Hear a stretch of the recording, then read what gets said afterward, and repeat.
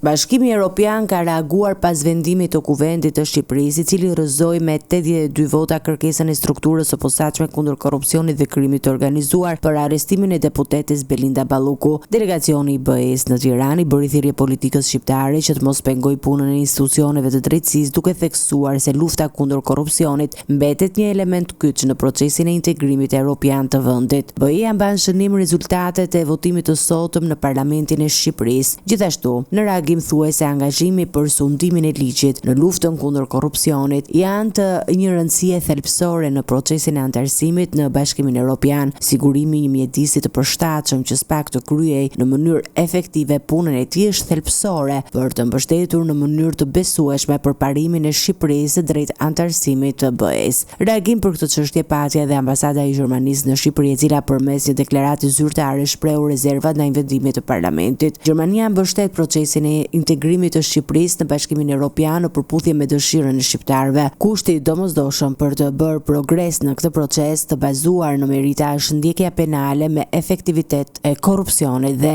në raste të rangut të lartë. Pritshmëria jon është që edhe në këtë rast ndjekja penale përmes drejtësisë të mund të realizohet shpejt dhe pa pengesa. Prej politikës shqiptare vazhdon të kërkohet ende që të garantojë këtë proces. Më herët reagoi dhe ambasada e Mbretërisë së Bashkuar, e cila theksoi rëndësinë e ruajtjes së sundimit të ligjit të pavarësisë së institucioneve gjyqësore. Ambasada britanike theksoi rëndësinë e ruajtjes së sundimit të ligjit dhe pavarësisë gjyqësore dhe njeh progresin e Shqipërisë në reformën gjyqësore që nga viti 2016 përfshir krimin e SPAK-ut. Ekzekutivi gjyqësor dhe legislativi mbeten partner të barabartë në mbështetjen e këtij progresi si pjesë e qëllimit të Shqipërisë për rritjen e antarësimit në BE, ndërsa imuniteti parlamentar duhet të mbrojë procese demokratike. Ai nuk duhet të jetë pengesë për llogaridhënie të barabartë para ligjit. Një qëndrim kritik ka mbajtur edhe ambasada e Holandës në Shqipëri, e cila theksoi se përparimi në procesin e integrimit evropian kërkon ndjekje efektive penale të korrupsionit, përfshirë edhe në nivelet më të larta të qeverisjes. Një kërkesë kyçe për përparimin në këtë proces të bazuar në meritë është ndjekja efektive penale e korrupsionit, përfshirë edhe në nivelet më të larta. Ne presim qartë që në raste të tilla sistemi i drejtësisë të jetë në gjendje të veprojë me shpejtësi